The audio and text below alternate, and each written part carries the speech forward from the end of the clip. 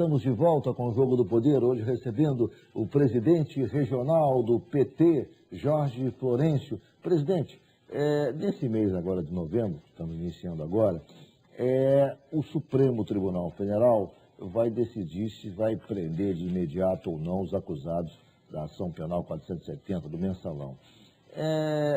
Essa questão do mensalão, me parece que no PT há uma celeuma, há uma discussão, várias correntes se digladiam em torno do que representou o mensalão para o partido. Alguns acham que foi um processo político injusto, que a prisão, por exemplo, de José Dirceu não seria justa, foi uma condenação de natureza política. Outros acham que não, foi um processo, enfim, judicial, equilibrado e que se resultou ou não na condenação foi consequência de uma análise judicial correta.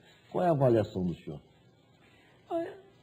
Considero extremamente complexa a questão da teoria do domínio do fato, a questão do processo da defesa, do direito que todos têm de se defender.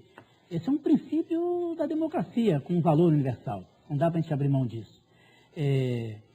Talvez eu faria uma avaliação que nós do PT talvez tivéssemos que ter tido lá atrás, talvez de admitir que a gente talvez não fez uma avaliação interna no PT, um documento para fora.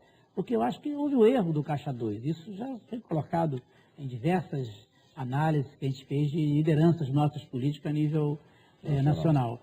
E não necessariamente uma compra dos parlamentares do Congresso Nacional, a chamada ideia do mensalão. Isso, de fato, eu não admiro, até porque participando do PT, a gente percebe que isso não se sustenta no sentido da nossa organização, da relação que a gente tem com esses militantes. Cometemos erros, mas não do tamanho da proporção que se ganhou no plano nacional. Mas tem todo o encaminhamento da questão da justiça e o PT, evidentemente, nós estamos submetidos ao processo da democracia e vamos trabalhar o tempo todo na disputa da opinião, das ideias que nós temos. E, evidentemente, o nosso companheiro também, que foi presidente do partido, como o Zé Dirceu, como o Genuíno, tem todo o direito de fazer essa defesa, como tem feito no plano nacional. Na sua avaliação, que tipo de dano trouxe ao partido o processo do mensalão? O partido se apequenou, o partido ficou menor, o partido perdeu credibilidade. Qual foi o dano político dessa ação penal para o partido?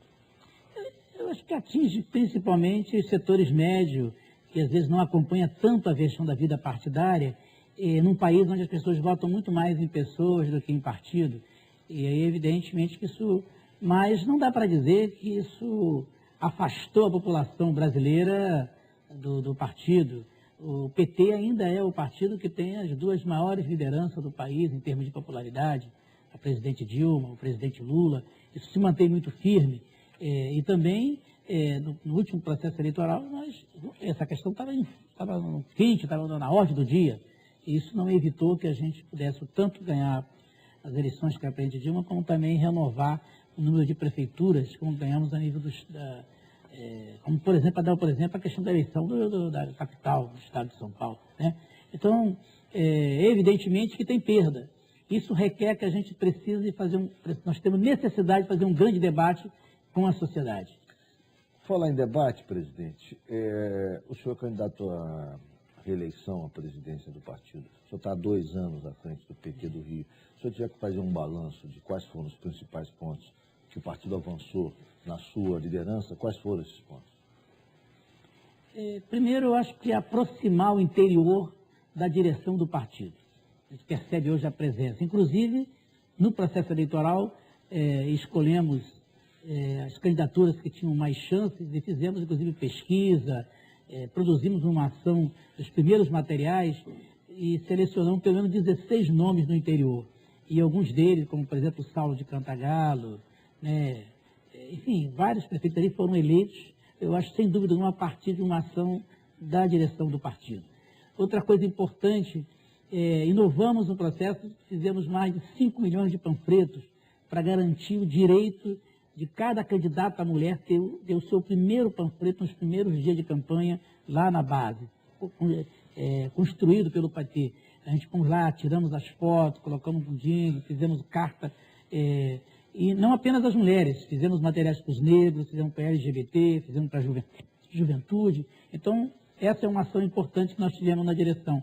Outra coisa importante na direção foi uma clareza de que no Estado do Rio de Janeiro há uma necessidade do PT ter um certo protagonismo, falar para a sociedade.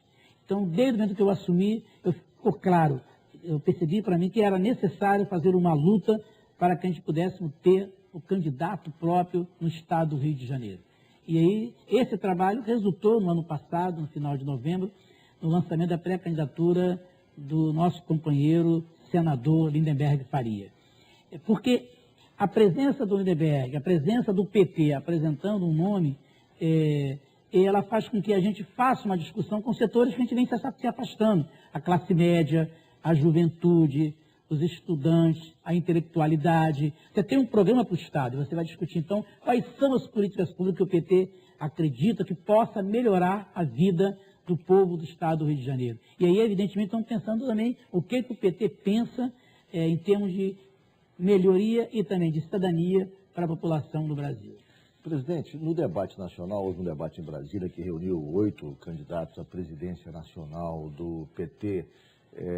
Nesse debate, houve muita crítica a uma ação recente da presidente Dilma, muito emblemática, que foi a licitação do pré-sal, do Campo de Libra. Muita gente do próprio PT dizendo que essa licitação, na verdade, foi a maior privatização da história do Brasil, feita, ironicamente, pelo partido que mais combatia as privatizações desde sua fundação. Como é que o senhor viu essa decisão, essa iniciativa da presidente Dilma de leiloar o Campo de Libra e qual é a sua análise sobre isso, que tipo de digamos, carga ideológica tem essa decisão e que tipo de contentamento ou descontentamento isso trouxe no seio do partido? Eu não sou um perito nessa questão, mas eu acompanhei como presidente do partido.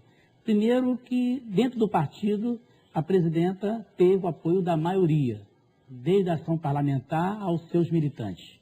É evidente que num partido de massa, com a complexidade que tem o PT, tem também os setores que divergiram e que questionaram, e também há militantes nossos que estavam atuando nos movimentos sindicais. Então, eu acho que nesse processo a presidente acertou na política e não considero necessariamente que isso foi necessariamente um deslize. Ao contrário, foi um avanço importante, inclusive para os benefícios que isso vai trazer para a população brasileira. Não vejo isso como uma coisa negativa. Talvez pudessem ter aberto, no interior do Partido dos Movimentos Sociais, um debate anterior. Talvez a presidente tivesse que fazer uma defesa maior do Campo de Libra. Porque, sem dúvida, eu acho que o que ele que traz de benefício à população tem uma enorme contribuição que vai ajudar não só as nossas crianças nas escolas, mas também o setor de saúde no Brasil. Ok, muito obrigado. Eu vou fazer um rápido intervalo. O Jogo do Poder está hoje com a presença do presidente regional do PT, Jorge Florencio.